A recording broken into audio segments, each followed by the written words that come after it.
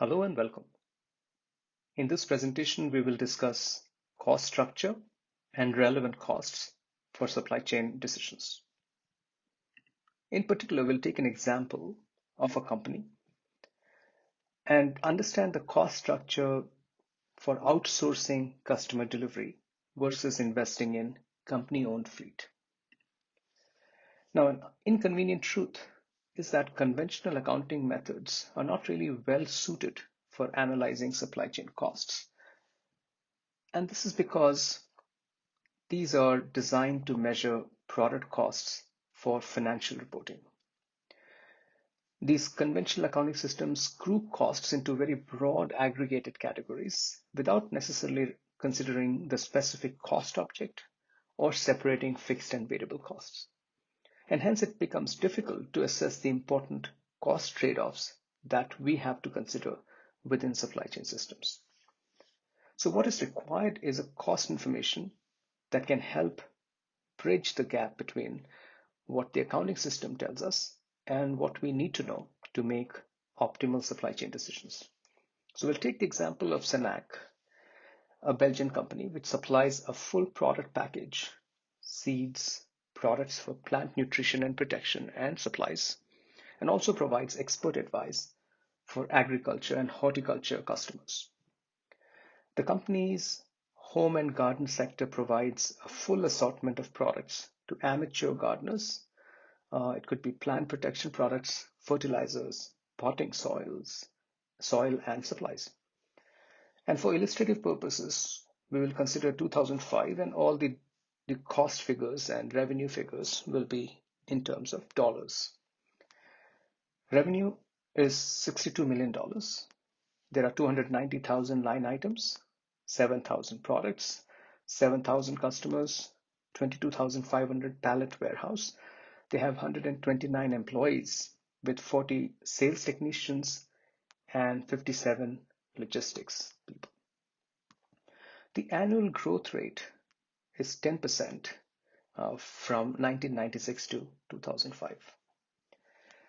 Currently, the company outsources its transportation services for customer deliveries, and Senac is considering investing in its own 110 truck fleet, which is insourcing. And we want to know what is the best option from a cost standpoint. Now, outsourcing costs are determined based on the transportation service fee, which is $4 per mile, and considering how many volume of miles will be used from the outsourced provider, which is 5 million miles. Right? So 5 million multiplied by $4 gives you $20 million. Whereas the insourcing option will now have to think about the truck fleet. We need 110 trucks at $100,000 each, which will amount to $11 million. There'll be 3-year useful life with a $20,000 salvage value.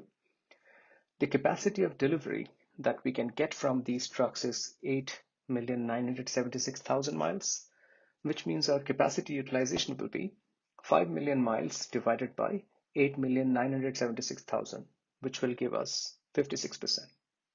And the fuel cost will be $0.625 per mile.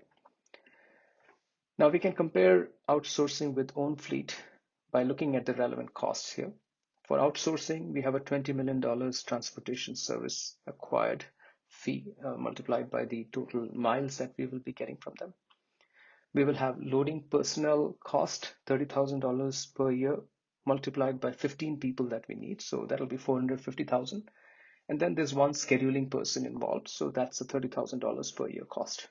Total $20,480,000. If we were to have our own fleet, then there's no transportation services acquired, but there will be equipment costs and personnel costs. Equipment cost would involve truck depreciation, which is the cost of the truck, which is 11 million, and we are going to use it 80%. So expected capacity that we are having is 80% of that cost, which is 0.8 times 11 million. And we are going to depreciate it over a span of 3 years. So 0.8 times 11 million divided by 3 gives us 2,933,333. We'll have a fuel cost at the rate of $6.625 per mile, which will give 3,125,000. There's a maintenance cost of $1,000 per truck, amounting to 110,000. Let's assume that the taxes and insurance are $418,000 each. Personnel costs, there are drivers to be hired and they will be paid $60,000 per year. And therefore we'll have $6,600,000 for drivers. Loading personnel, $30,000 per year. There are 15 of them, 450,000. And scheduling personnel, $30,000 per year.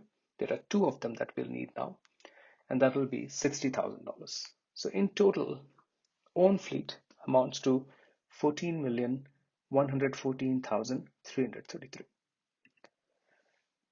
Now, only costs and revenues that differ between the alternatives are really relevant here. So our decision will depend on the behavior of these relevant costs. And this cost behavior really refers to how the cost will react to some of the changes in the level of business activity. Right? So here, time horizon will be very relevant. And we have to understand 2 types of costs to really understand how cost will be impacted by the level of business activity. One are the variable costs. These are the ones that vary directly and proportionately with the volume of activity. And then there are fixed costs that do not vary with volume of activities. So we are now looking at the cost structure that we already determined and then separating them into fixed and variable costs. So in the case of outsource, we have a variable cost of $20 million, and then there's a fixed cost of $30,000. And then in the case, because the loading personnel is exactly the same in both cases, so we are not considering that as one of the differentiating relevant cost. Own fleet, we have again distinguished between fixed cost and variable cost. So truck depreciation is a fixed cost, maintenance is fixed cost, taxes, insurance, we have drivers, scheduling, personnel, all of them are fixed costs. And then we have a variable cost of fuel. So we just distinguish them. And then these alternatives really are showing that they are quite different in terms of how variable and fixed costs are separated out between them. So one of the things now what we'll do is we will aggregate all the fixed costs and then all the variable costs. So for outsourcing option, the total fixed costs are 30,000 and total variable costs are $20 million.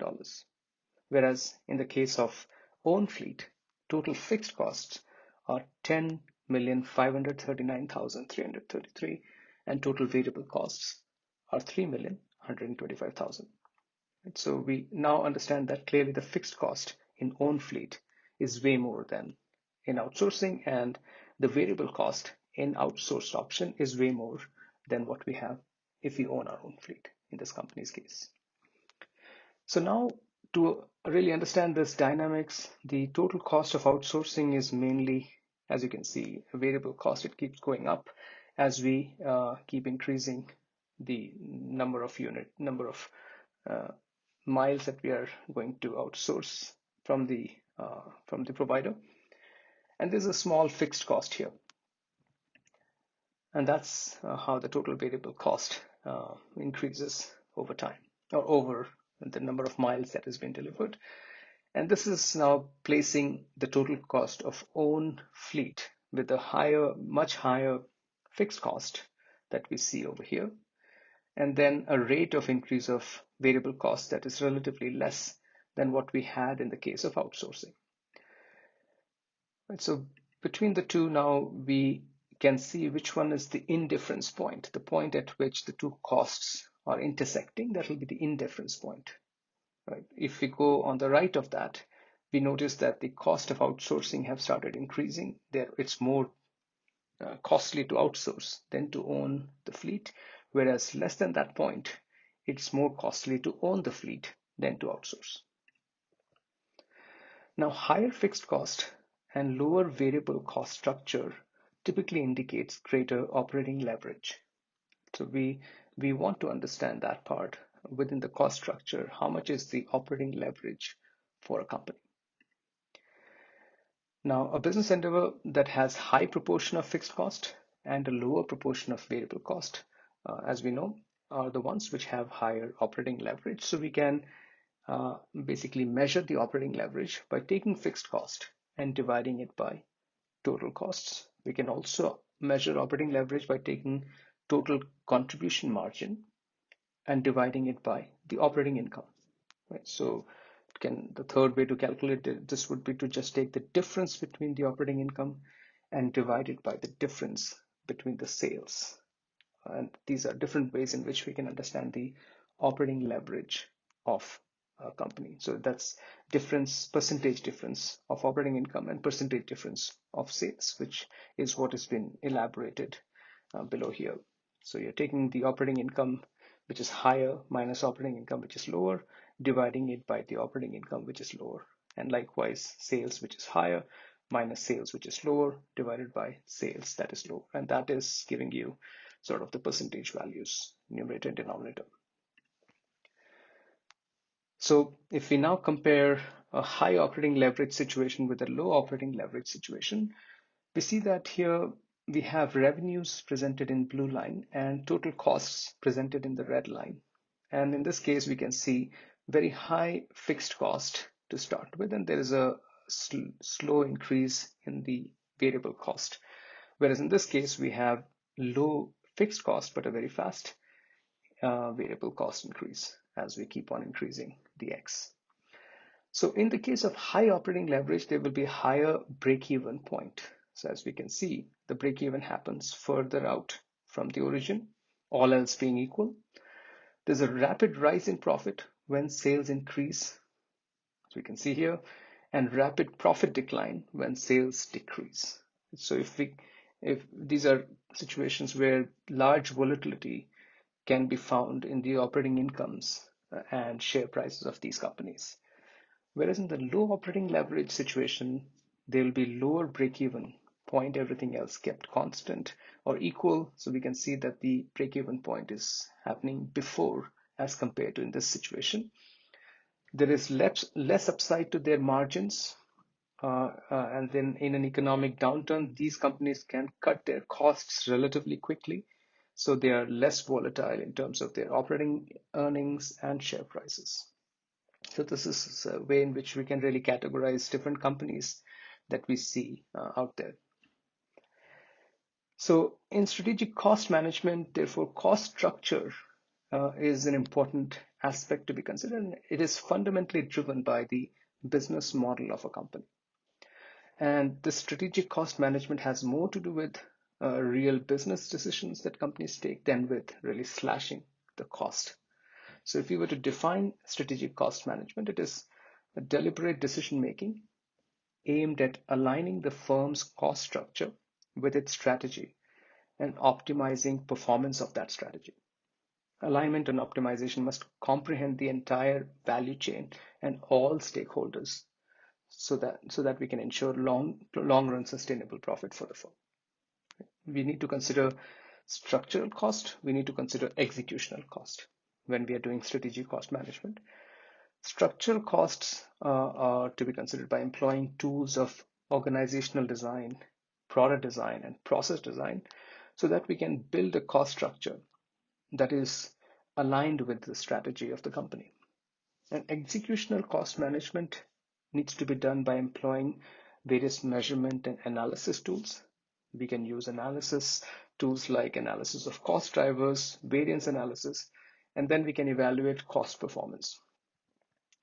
Now, disproportionate attention to executional cost management is typically done within organizational boundaries. So we miss out on really aligning the cost structure by means of organizational design, product design, process design with what the strategy of the company wants. So it's important to keep those two into consideration. And if we were to look at supply chain management, it has elements of both structural cost management and executional cost management. So we will have different elements which are falling under the revenue side of things. It could be the lead time, time to market for new products, response time. All these will cost us something in terms of product design, in terms of process design. It will also have aspects related to organizational design. So all those are structural aspects. But at the same time, the kinds of elements that we see on the right hand side, either for revenue or product costs or sales, general and administrative costs, they also have executional component to it, right? So we need to account for both structural and executional costs so that we can manage them well. Thank you.